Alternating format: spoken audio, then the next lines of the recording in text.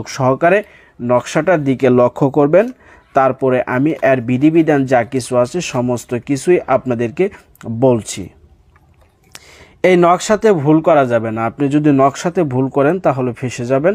সেই জন্যই আপনাকে নকশাতে ভুল করা যাবে না। নকশাটা কিভাবে অঙ্কন করতে হবে আমি সমস্ত কিছুই আপনাদের বলছি। তো তার আগে আমরা একটু নকশাটার দিকে মনোযোগ সহকারে লক্ষ্য করি।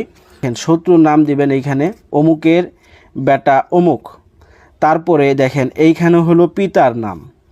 পিতার নামটা লিখবেন অমুক। পিতা এখানে লিখবেন পিতা দিয়া তার বাপের নাম বসাবেন। আর এইখানে লিখবেন শত্রু, তার নাম বসাবেন। সহজ একদম। এখন আমরা জানবো এই কাজটা নকশাটার যুক্ত যে তাবিজটা আপনি যে বানাইলেন, এই যে মনে করেন এটা নকশা, এর ভিতরে শত্রুর ছবি ব্যবহার করা সবই আছে।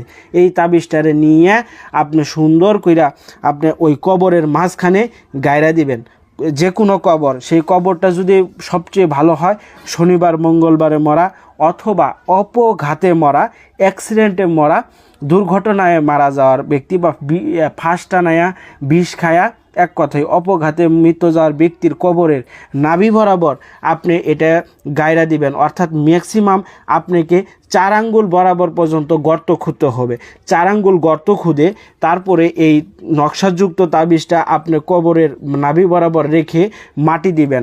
মাটি দেওয়ার পরে ওখানে হাত দিবেন। হাত দিয়ে বলবেন কুম বিইজ নিল্লাহ। আমি শুদ্ধভাবে উচ্চারণ করতেছি, সেটা মনোযোগ সহকারে শুনুন। কুম বিইজ নিল্লাহ, কুম বিইজ নিল্লাহ, কুম বিইজ নিল্লাহ। এটা আপনাকে পড়তে হবে।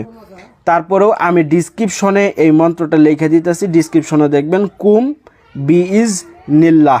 এটা পড়ে আপনি ওই মাটির উপরে আপনার যে বাম হাতের যে শাহাদাত আঙ্গুল, সেই শাহাদাত আঙ্গুল দ্বারা ইশারা করবেন। অর্থাৎ আপনি ওই যেখানে আপনি তাবিজটা পুঁতছেন সেই জায়গাতে আঙ্গুল দিয়া আপনি এই কথাটা 3 বার বলবেন। 3 বার বলার পরে 3টা এইভাবে টুকা দিবেন। টুকা দেওয়ার পরে এবার জবা ফুলটা আর আগরবাতি, 3টা যে আগরবাতি নিয়ে যাবেন সেই আগরবাতিগুলো কবরের উপরে জ্বালাই দিবেন। আর 3টা জবা ফুল ওখানে রাইখা, ওই যেখানে আপনি নকশাটা পুঁতছেন সেইখানে রাইখা দিয়া, জবা ফুলটা রাইখা দিয়া, আর 1 কোটা সিঁদুর ওইখানে ঢাইলা দিয়া, কবরের উপরে সিঁদুর ঢাইলা দিবেন। সিঁদুরটা ঢাইলা দিয়া একটা মন্ত্র আছে, সেই মন্ত্রটা পড়বেন। মন্ত্রটা আপনাদেরকে আমি পড়া শোনাইতাছি। ফুল ফুল মহাফুল, ফুলে ভীষণ কৈলাসে থাকে, মা তোমাকে ফুলের সাধনায় ভক্ত ডাকে, ভক্তের বাঞ্ছনা পূর্ণ করো, না হয় 33 কোটি দেবদেবীর মাথা খাও। আবারও বলতাছি, মনোযোগ সহকারে শুনুন। ফুল ফুল মহাফুল, ফুলে ভীষণ কৈলাসে থাকে, মা তোমাকে ফুলের সাধনায় ভক্ত ডাকে, ভক্তের বাঞ্ছনা পূর্ণ করো, না হয় 33 কোটি দেবদেবীর মাথা খাও।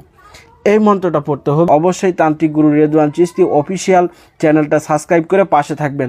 সকলের সুস্বাস্থ্য কামনা করে আমি আজকের মতো এখানে বিদায় নিচ্ছি। আসসালামু আলাইকুম ওয়া রাহমাতুল্লাহি ওয়া বারাকাতুহু।